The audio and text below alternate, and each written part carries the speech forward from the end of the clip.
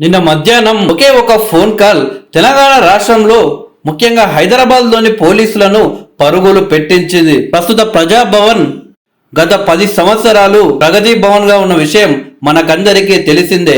అప్పటి ముఖ్యమంత్రి కేసీఆర్ గారు పాలన మొత్తం ప్రగతి భవన్ నుండే కొనసాగించేవారు.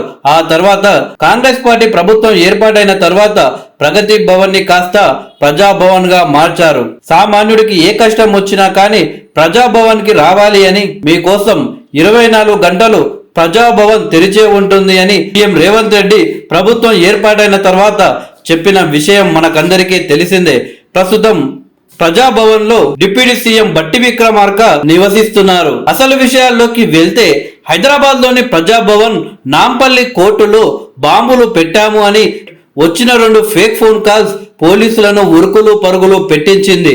డిప్యూటీ సీఎం నివాసం ఉంటున్న ప్రజాభవన్ లో బాంబు పెట్టామని మంగళవారం డయల్ నెంబర్ 100 కు ఫోన్ రాగా మరొకటి నాంపల్లి కోర్టు ఆవరణలో బాంబు పెట్టామని గుర్తు తెలియని దుండగులు ఫోన్ చేశారు. ఈ 2 కాల్స్ తో అప్రమత్తమైన పోలీసులు బాంబ్ స్క్వాడ్స్ డాస్క్యాట్స్ ను రంగంలోకి దింపి క్షుణ్ణంగా తనిఖీ చేశారు. చివరకు ఫేక్ కాల్స్ గా నిర్ధారించడంతో అంతా ఊపిరి పీల్చుకున్నారు.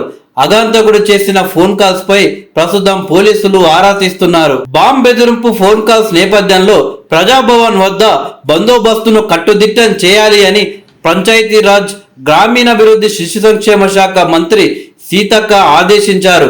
డిప్యూటీ సీఎం బట్టి విక్రమార్క నివాసమైన ప్రజాభవన్ కు మంత్రి సీతక్క చేరుకొని పోలీసు అధికారులతో మాట్లాడారు. ప్రజాభవన్ వద్ద బందోబస్తును కట్టుదిట్టం చేయాలి అని సందర్శకులను క్షుణ్ణంగా తనిఖీ చేసిన తర్వాతనే ప్రజాభవన్ లోపలికి పంపాలి అని సీతక్క ఆదేశించారు. మొత్తానికి ఎవరో అగంతకులు కావాలి అని చేసిన ఫోన్ కాల్స్ ఇలా ఒక్కసారిగా ప్రభుత్వాన్ని అలాగే పోలీసులను ఉరుకులు పరుగులు పెట్టించాయి. పోలీసులు ఎలాగైనా కానీ ఆ అగంతకులను పట్టుకొని వాళ్లకు తగిన శిక్ష వేయాలి అని సోషల్ మీడియా వేదికగా నెటిజన్లు పోలీసులను కోరుతున్నారు.